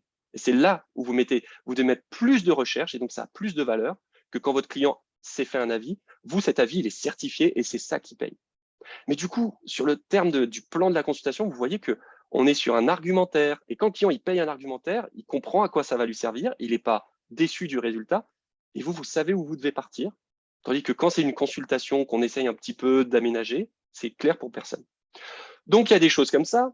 Mais on peut aussi proposer des livrables enrichis. Donc, les livrables en amont, quand il s'agit de faciliter les questions que votre client va vous poser, ou des livrables en aval, quand il s'agit derrière de former les équipes du client, de l'aider. Donc ça, c'est des exemples qu'on verra, mais quand on se pose la question du livrable, de tout ce qu'on peut produire là, je reprends cette diapositive-là, il y a des trucs qui sont du pur legal design, mais au lieu de parler de consultation, de contrat, qu'est-ce que je livre? Et à ce moment-là, on en tire des conséquences, mais aussi de dire, allez, mon client, il a besoin d'un Notion. Et moi, j'ai commencé à livrer les premiers Notion juridiques. Alors, je rentrerai dans le détail de ce qu'on met dedans, mais pourquoi? Mais en fait, ça, c'est du savoir juridique. Alors ça, c'est l'exemple d'un Notion qui a été fait par moi, je paye quelqu'un de brillant qui s'appelle Camille Coco sur ma démarche commerciale. Elle m'a pas vendu une consultation. Elle m'a dit, Romain, je vais te vendre une consultation qui va s'améliorer au fur et à mesure. Je te vends un Notion où on va travailler les trucs ensemble et à chaque fois qu'on va les fixer, on va cocher une case et tu retrouveras ce qu'on a fait dedans. Et tout son savoir, toutes ces consultations sont dans un truc sur lequel je me connecte et que j'utilise. Elle m'a fourni un outil qui embarque les consultations et son savoir à elle. Ben moi, je commence à proposer des notions juridiques sur certains dossiers ou une base de données qu'on a vendue à un client qui était le résultat d'un atelier qu'on a fait avec lui, plutôt que de lui faire un gros rapport. On lui a dit, mais en fait, ce gros rapport, c'est une base que tu pourrais commencer à utiliser pour structurer les choses chez toi. Autre intérêt de travailler en devis, c'est de travailler en mode livrable, c'est pouvoir faire ses devis. Alors là, c'est la partie que vous connaissez au niveau de ceux qui ont fait le séminaire sur les devis. Donc, dans cette formation qu'on fera, on reprendra un petit peu ce point-là qui prend 2 sessions, une session et demie dans le séminaire. Mais en fait, faire un devis, c'est se dire, d'abord, je travaille mon process avec des outils de gestion de projet, avec ce triptyque livrable. Derrière chaque livrable, c'est quoi les tâches? Dont les tâches cachées. Si je dois sortir un document pour un client, c'est qu'il y a eu une V0 avec mon collaborateur junior, qu'il y a eu une V1, qu'il y a eu des retours sur la V1 et que j'ai fait une V2. Donc, quand je dois faire un devis pour savoir combien ça coûte d'envoyer ce contrat, si je casse ce contrat en tâches, je peux commencer à me dire, OK, ça va me coûter ça et ça va me prendre tant de temps. Donc, l'idée, c'est à partir d'un livrable, trouver les tâches et pour respecter un calendrier quand on est contraint, mettre ces tâches dans des jalons. Donc, c'est des démarches vraiment que moi, j'ai appris, je me suis pris comme un mur. La première fois qu'on m'a confié un gros projet, je suis parti avec mes notes à la main et puis on m'a dit, Romain, on va t'initier à la gestion de projet. Donc, je vous rebascule ce que j'ai vu. Livrable, ça c'est la logique, tâches derrière et jalons. Et quand on a fait toutes les tâches derrière un livrable, on peut les faire sur un tableau Excel, on peut les chiffrer et sortir un devis qui est un peu plus précis qu'au doigt mouillé, avec quelques petites astuces de chiffrage. Ça, c'est ce que font les professions intellectuelles qui, comme nous, doivent répondre dans un devis contraint, dans un forfait, à des choses qui peuvent partir dans tous les sens. Les consultants, les ingénieurs. Les ingénieurs, quand vous dites un ingénieur, je te paye pour une étude des sols ou une étude sur la structure du Parc des Princes, est-ce qu'il faut la refaire ou pas?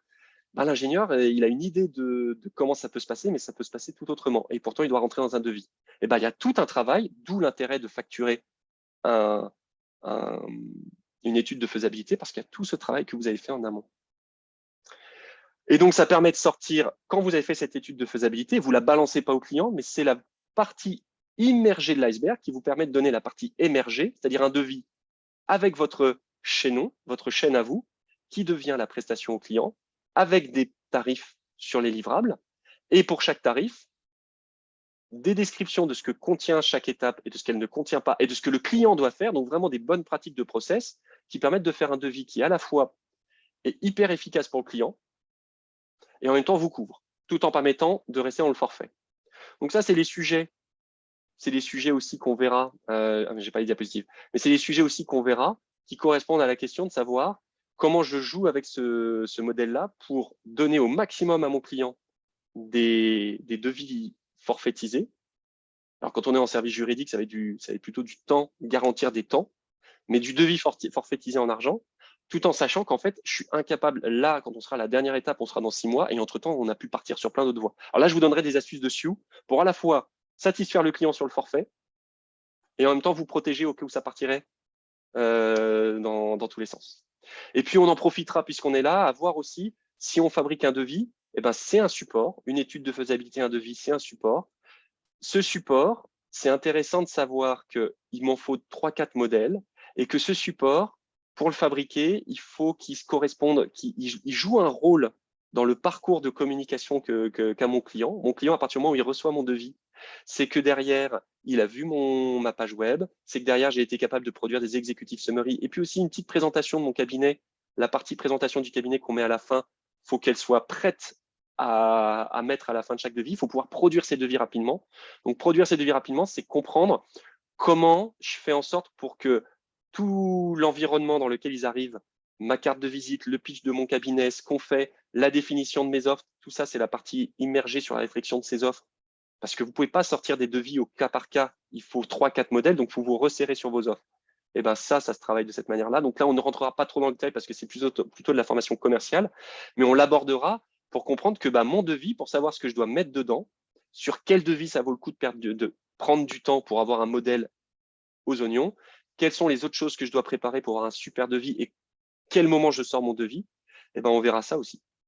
Parce que c'est du legal design. La quasi-dernière chose qu'on verra, c'est reprendre le legal design. Alors, je vais prendre des petits morceaux de legal design, mais je vais les réorienter. C'est-à-dire que je mettrai des petits morceaux très rapides de choses qu'on peut voir dans les formations legal design. Alors, ceux qui me connaissent commencent à en avoir soupé de ma passion pour les tableaux N1, N2, N3, Call to Action, IDPES. Mais on reprendra ces petits ingrédients de legal design, mais on verra comment ils servent. Comment ils servent pour faire des modèles qui ne sont pas simplement beaux, mais qui me font gagner du temps. Et là-dessus, on verra un truc qui est pour moi le cœur de réacteur du legal design. Et c'est cette diapositive-là qui m'a fait dire, bon, j'en ai marre de vendre du legal design parce que quand je le vends et que je parle de ça, je suis complètement... Les gens ne comprennent pas pourquoi j'en parle. Alors pour moi, c'est central. Donc je vais parler de legal practice management et je remettrai le legal design dedans. Quand je martyrise mes apprenants avec le fait qu'il faut écrire dans des tableaux, avec des matrices, qu'un document juridique, c'est pas quelque chose qui s'écrit de manière littéraire au fur et à mesure, mais c'est quelque chose qui se conçoit comme on conçoit les produits en web design. Pareil, hein, escroc, ce truc-là, je ne l'ai pas inventé, j'ai juste repiqué ce que je trouvais passionnant et génial et hyper efficace dans les métiers des agences digitales. Il faut sortir une plateforme avec hyper complexe, on n'y va pas. On n'y va pas en commençant la première ligne de code. On réfléchit, on fait un plan de bataille. On passe du temps sur le plan de bataille avant de commencer à écrire le premier mot, sauf qu'à partir du moment où on l'a écrit, à partir du moment où on a fini le plan de bataille, paradoxalement, le contenu à l'intérieur, ça déroule très vite. Et en plus de ça, ça déroule très vite, mais ça fait des documents qui sont tout de suite jolis et pas jolis parce que j'ai pris du soin en les faisant à avoir du goût, simplement parce qu'ils étaient tellement structurés en amont que j'ai juste appliqué une mise en forme par colonne et quelques logiques, et à la lecture, ils sont hyper agréables et ils remplissent leur rôle. Eh bien, ces matrices-là, donc N1, N2, N3, Call to Action, Next Step pour les consultations, même si on va voir que Si on veut sortir du N1, N2, N3, il suffit juste de mettre un autre nom sur ce qu'on veut vendre comme consultation. La matrice en 5 temps pour les conclusions, qui peut servir pour faire le diagnostic, qu'on va livrer au client en amont. Il suffit juste de dire, mon diagnostic, c'est les temps 1, 2, 3 que je vais valider avec le client. Et ensuite, s'il me les a validés, je ferai les 4, 5 et j'irai développer les citations et les références. Ou la matrice de contrat, IDPES, où notre contrat est complètement cartographié. Et en fait, il suffit dans un premier temps pour l'avancer au fur et à mesure de commencer à dire, déjà, mettons-nous d'accord sur toute la partie I, c'est-à-dire la partie intention des parties. Une fois qu'on a fait ça, c'est pas une synthèse que je vais déplier en contrat, c'est déjà une partie de mon travail qui est fait, j'ai juste à déplier les colonnes à côté. Le livrable que j'ai donné à mon client n'est rien d'autre que le brief que je me donne, soit à moi, soit à quelqu'un d'autre, plus tard, et qui me permet de travailler en mode autonomie. Et bien tout ça, ça se justifie par, excusez-moi, je me suis un peu perdu, tout ça, ça se justifie par cette logique-là. C'est que quand vous faites un document juridique dans lequel, en même temps, parce que vous commencez à le travailler de manière littéraire, dès la première phrase, dès la première ligne, alors bien sûr, vous faites un plan grand 1, grand 2, vous avez vos idées à côté, mais vous n'avez pas de matrice. Quand on fait comme ça, qu'on part sans matrice, ce qui se passe, c'est que quand on a prévu que dans une journée, on allait travailler 8 heures sur telle consultation hyper complexe d'un client, on mélange dans cette consultation. Alors, ce que je vous dis là, c'est quelque chose que Michael Bernard m'a appris. Donc, je vous conseille, si c'est un sujet qui vous intéresse, la partie vraiment cognitive et organisation, soit vous allez voir le séminaire transformation du cabinet qui démarre bientôt. Je suis très subtil dans mon placement de produit, mais soit vous adressez à Michael Bernard, l'ex-D. C'est lui qui m'a donné les outils pour comprendre ce qui se passait. Il y a 2 activités, on est tous cadrés pareil, on est capable de faire 2 activités intellectuelles, ce qu'on appelle les activités intellectuelles de stratégie, dans lesquelles il faut qu'on soit génial. Il faut qu'on soit géniaux collectivement.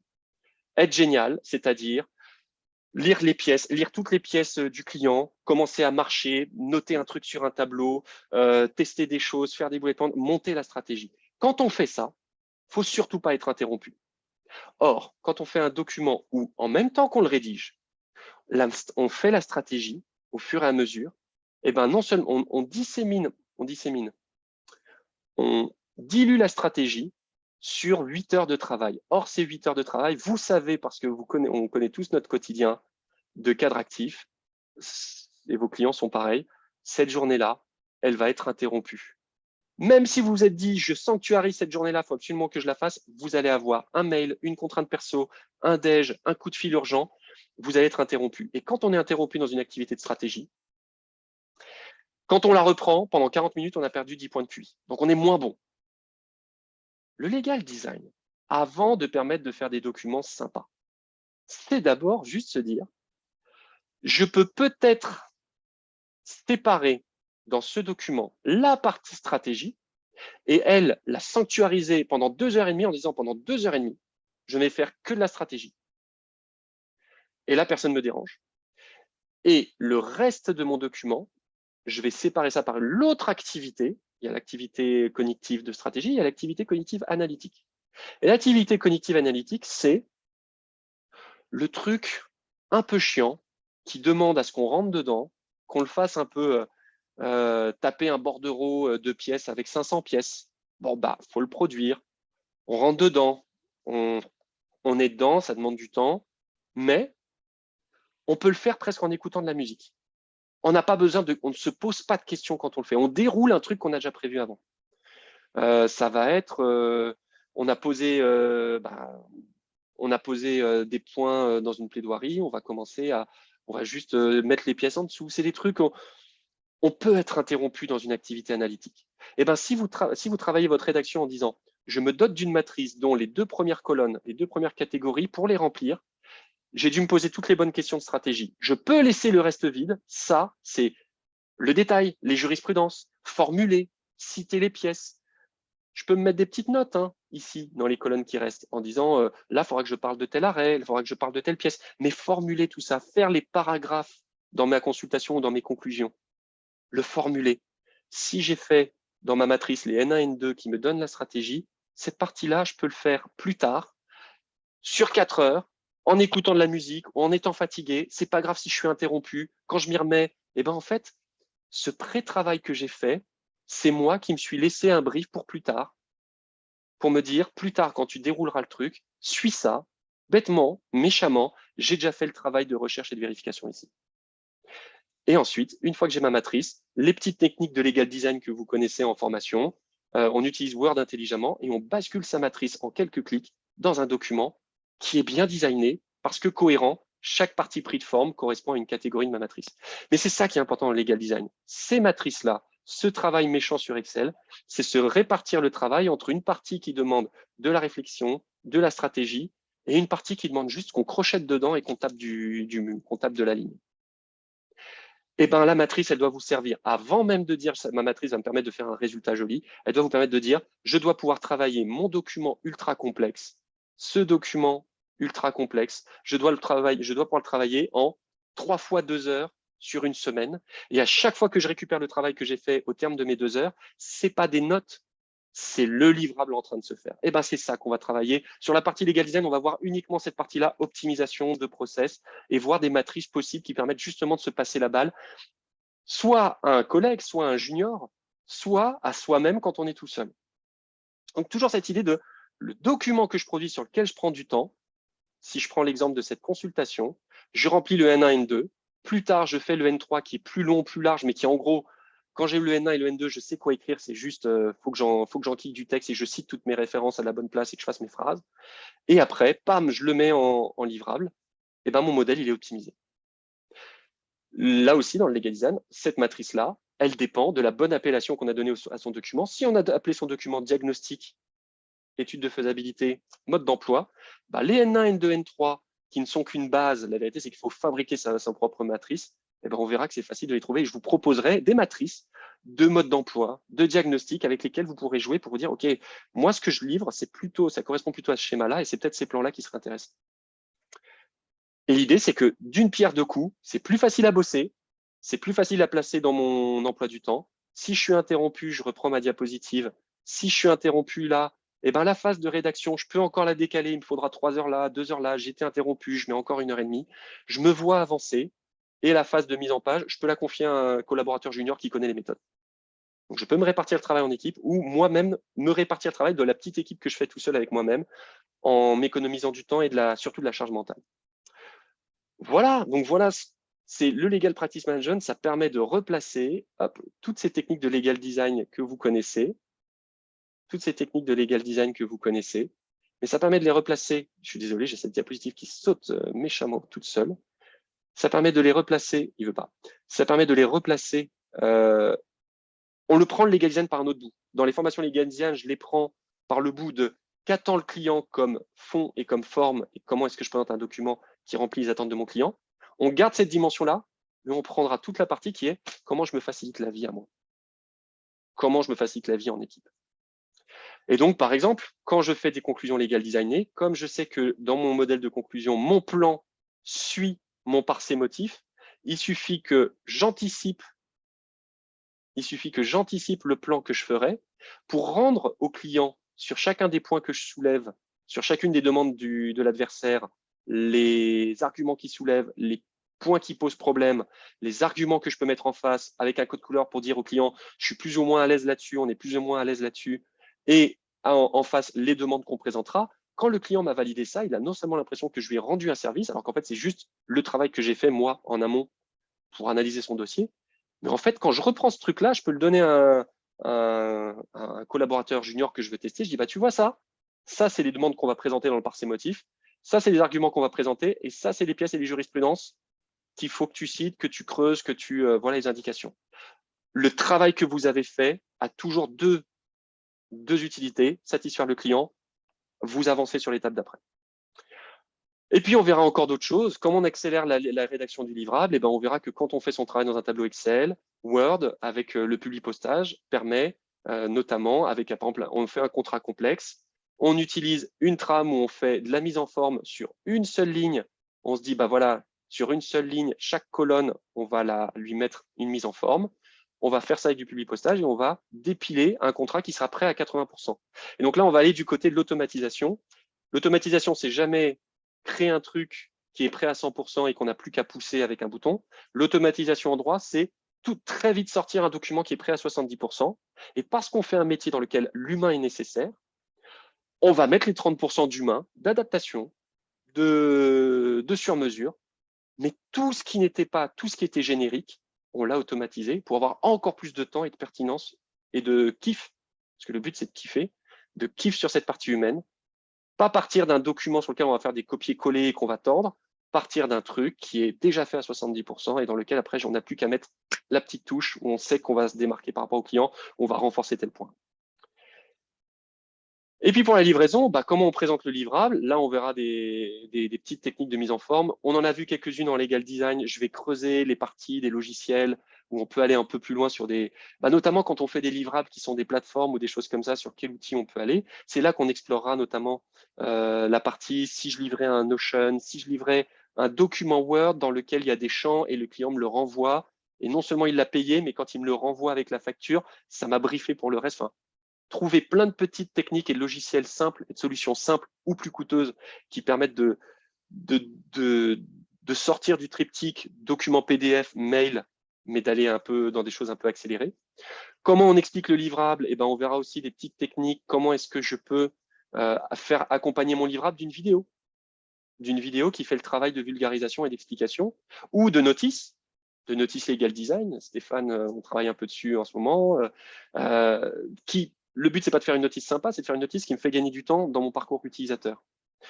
Ou de fournir au client une réponse à sa question, et quand il veut aller plus loin, j'ai déjà des contenus déjà faits, une petite vidéo sur une plateforme qui lui permettent d'aller plus loin. Et en fait, ça permet d'économiser le temps. S'il m'appelle après, c'est que le temps qu'on va passer au téléphone, c'est strictement sur des points où il avait besoin de m'avoir en direct. Et là, je vais pouvoir y consacrer tout le temps que je veux. Encore une fois, on n'automatise pas parce que le droit serait plus un truc humain, on automatise parce qu'en droit, on n'a plus le temps de faire à la main ce qui est générique, il ne faut plus faire à la main que ce qui est de l'humain pour le client. Et puis, comment on prend en compte aussi les retours du client? Par exemple, ça va être travailler des stratégies pour sortir de l'éternel markup. Ça va être des stratégies aussi pour évaluer si ce qu'on a fourni au client lui servait et comment on va en tenir compte, puisqu'on a étalé tout notre process. On sait que quand le client il dit « Ouais, alors là, quand je vous ai envoyé les pièces, je me suis senti un peu seul. » Ok, très simple. La prochaine fois que j'envoie le mail avec la demande de pièces, je lui mets une petite vidéo sur au fait, comment bien scanner un document avec son téléphone, télécharger telle application.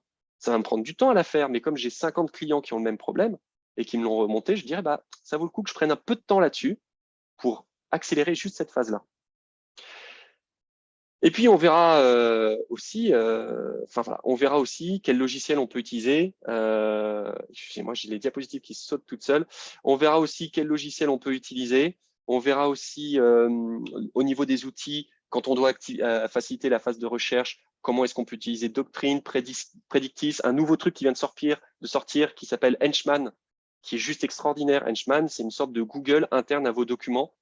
Plein de logiciels qui sortent. Le but, c'est pas de tous les acquérir, c'est de se dire, si vous avez tel problème sur telle étape, tel outil peut être utile. Toujours en commençant utilisons au maximum ce qu'on a gratuitement dans notre ordinateur, et puis montons ensuite pour voir, est-ce qu'on peut faire un truc avec des logiciels no-code, ou est-ce qu'on peut faire un truc avec des outils pro. Voilà. J'ai beaucoup parlé, mais je voulais vous en donner, je voulais vous donner à la fois le maximum l'eau à la bouche sur la notion de legal practice management, parce qu'il me semble que c'est elle qui permet de sauver un peu le legal design et son côté décoratif et lui redonner un peu cette lettre de noblesse. Et puis accessoirement, parce que j'espère que certains d'entre vous, ça les intéressera de s'inscrire à cette formation. Donc là, c'est le moment où je mets ma casquette de commercial, mais rassurez-vous, ça va être très court. Cette formation, on l'a vraiment pensée. Si vous avez fait legal design, si vous avez fait devis, vous retrouverez des morceaux, mais il y a vraiment un angle complètement différent. On a remis tout ça avec vraiment ce point de vue process organisation. Et si vous êtes intéressé par le legal design, ça peut être un point d'entrée où vous verrez ce à quoi peut servir le legal design et ensuite ça vous donnera peut-être envie d'aller voir d'autres contenus, les formations qu'on propose ou celles d'autres personnes, et vous saurez pourquoi vous irez chercher du legal design. Donc, dans tous les cas, nous, on vous propose une formation qui commencera fin octobre à partir du 20, à raison d'une session à 2 sessions. Je pense qu'on fera lundi, vendredi. On va attendre de savoir qui s'inscrit. Et ensuite, on fera un petit sondage pour savoir quels sont les horaires qui conviennent le mieux. Mais c'est des sessions en webinaire, comme aujourd'hui, généralement sur l'heure du midi, parce que c'est ce qui dérange le moins dans votre agenda. Des sessions d'1 heure et demie, 6 sessions d'1 heure et demie, 9 heures sur à peu près 6 semaines où on abordera le Legal Practice Management, on creusera les points process qu'on a vus. Comment on fait pour produire un devis efficace, donc jusqu'à la mise en forme du devis, mais on ira aussi un petit peu chercher derrière comment est-ce qu'on peut soutenir ce devis et comment est-ce que derrière on peut le vendre. On ira aussi dans la production du devis, voir vraiment le chiffrage dans le détail. Cadrer sa prestation par les livrables. Là, on ouvrira sur le legal design, mais vraiment sur les nouveaux formats, que ça soit sur des formats parce que c'est des plateformes, parce que c'est pas du texte, ou parce que c'est du texte, parce que c'est pas de la consultation traditionnelle, mais c'est du diagnostic, de l'état des lieux, des choses comme ça. Et on terminera par une grosse partie outils qu'on a pu tester depuis, ça fait 2 ans que je la teste sur le séminaire transformation du cabinet. Et en fait, au début, on l'a fait complètement par accident et on s'est rendu compte que c'était un truc sur lequel il y avait beaucoup de demandes. Donc, c'est intégré dedans. Encore une fois, ça ne sert à rien de voir les outils si on n'a pas posé soi-même, pris du recul sur son activité pour se dire, voilà mon process, les outils doivent intervenir là. Donc, c'est volontairement qu'on ne fait pas de formation outils, mais qu'on fait une formation outils dans le Legal Practice Management en disant, voilà les différents trucs à voir, sachant qu'on fera une formation outils niveau 2 avec SideQuest, on en parle beaucoup, où là, on rentrera dans le détail de chaque outil, de Word, de Excel et des autres outils disponibles, mais ce sera de l'approfondissement. Voilà, j'espère que ça peut vous intéresser. Si ça ne vous intéresse pas vous, mais que vous voyez d'autres personnes, n'hésitez pas à leur transmettre. Ça me fera très plaisir. Et si vous êtes intéressé par le Legal Practice Management, mais que les autres briques, support, commercial, stratégie, ça vous parle aussi, je vous rappelle qu'on est toujours en train de recruter. Alors, ça, c'est pour vous montrer un peu les contenus. C'est juste pour vous dire que vous n'en faites pas. Il y en aura. Ceux qui me connaissent savent que je suis assez généreux sur la diapositive, donc il y aura beaucoup de choses, des modèles, des tableaux Excel détaillés, des modèles que vous pourrez utiliser pour tout faire. On rentrera vraiment dans le détail des points que je vous ai montrés. Et puis pour ceux qui veulent voir un peu plus loin, remettre les choses par rapport au commercial, à leur vision, à leur stratégie, il y a toujours le séminaire entreprise de croissance qui va démarrer le 31 septembre et on est toujours en train de recruter. Voilà. Et ce séminaire, moi, on assure en trio, duo avec Alexis, Mickaël, un séminaire qui prend toutes les cases que vous avez vues, de la stratégie au commercial, à la communication. Moi, je m'occupe de la production legal design, mais 2-3 trucs aussi sur le commercial. On se complète les uns les autres jusqu'à une petite formation sur les outils qui est une petite partie des morceaux choisis de ce que vous verrez dans le Legal Practice Management. Il est 13h59. Je ne voudrais pas vous prendre 1 minute de plus sur votre agenda. Merci beaucoup, Karine. Merci beaucoup, Elisa. Je me suis concentré sur le truc, donc je n'ai pas répondu aux commentaires. Je reste 5 minutes ou 10 minutes, si vous voulez, pour répondre aux questions. Donc, n'hésitez pas, mais si vous devez y aller, je comprendrai tout à fait. Je suis, pour une fois, 14 heures, j'ai pu le faire. Si vous avez des questions, il n'y a pas de souci, ou des interrogations, je suis à vous.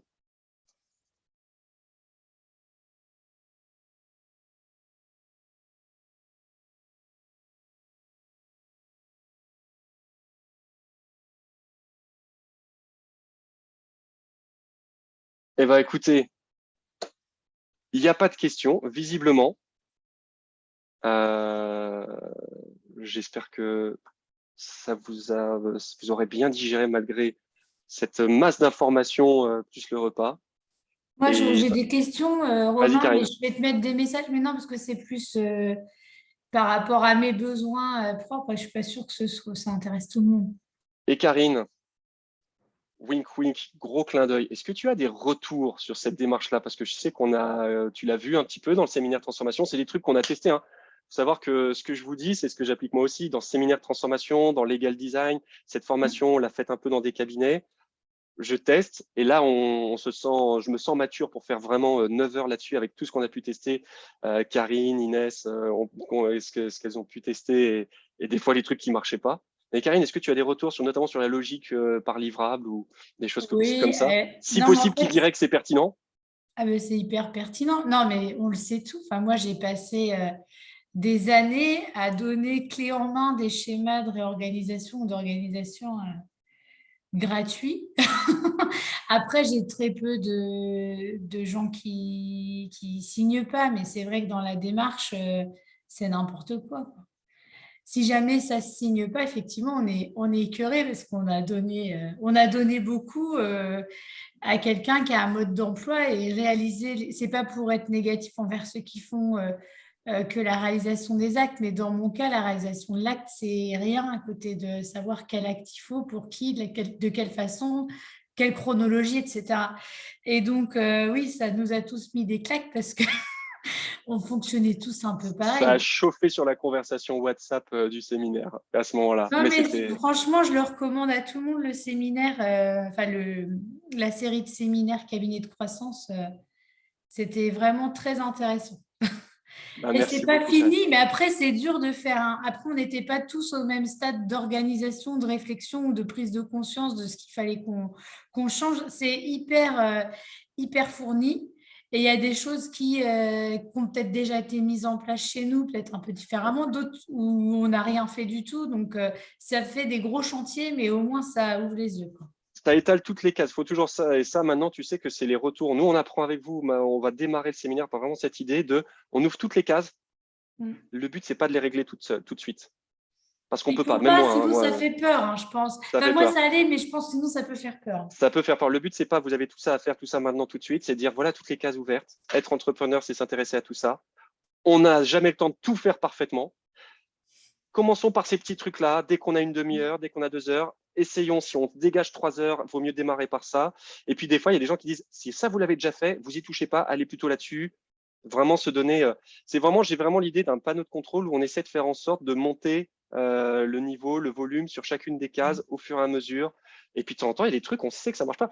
Moi, mon site internet, je suis pas content de mon site, mais j'ai compris qu'aujourd'hui, c'est un truc, bon voilà, je ne serai pas au top, il n'est pas catastrophique, mais il n'est pas au top. Et la question, c'est de savoir comment est-ce qu'on utilise les ressources pour dire ce sera important à un moment de revenir dessus et de le monter à un certain niveau. Donc, on passe notre temps quand on est entrepreneur à être frustré de choses qui ne vont pas. Et on est souvent très culpabilisé quand on vous dit il y a ça, ça, ça à faire. En fait, il faut bien comprendre qu'il y a ça à faire et aucun entrepreneur, même Microsoft, même les grosses boîtes, personne n'est au top sur tout. Mais la question, c'est par rapport à son affinité, par rapport à ce qui presse le plus, par rapport à ce qui est le plus pertinent dans son secteur. OK, cette case-là, je ne me l'étais pas vue comme une case. Et c'est souvent des trucs qu'on faisait, mais c'est de les voir comme une case. Ça que je trouve important. Se dire, à un moment, il faut que je pose mon process de production.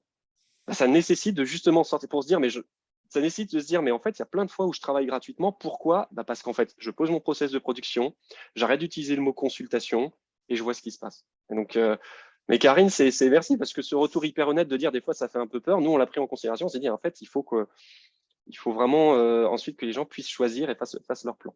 Et ce qui est très bien dans le côté des formations, c'est le côté groupe aussi, où on peut échanger. Bon, nous, on avait un groupe WhatsApp, parfois, c'est vrai que ça partait avec des messages, celui qui n'avait pas regardé, parce qu'il s'était concentré sur un dossier, je pense qu'il faisait une dépression en regardant le fil de discussion, mais ça permet vraiment d'échanger de façon hyper bienveillante aussi. Ben, Et, on a piqué des choses que vous nous avez dites dans ce séminaire on a et le droit d'auteur, Robin. rien.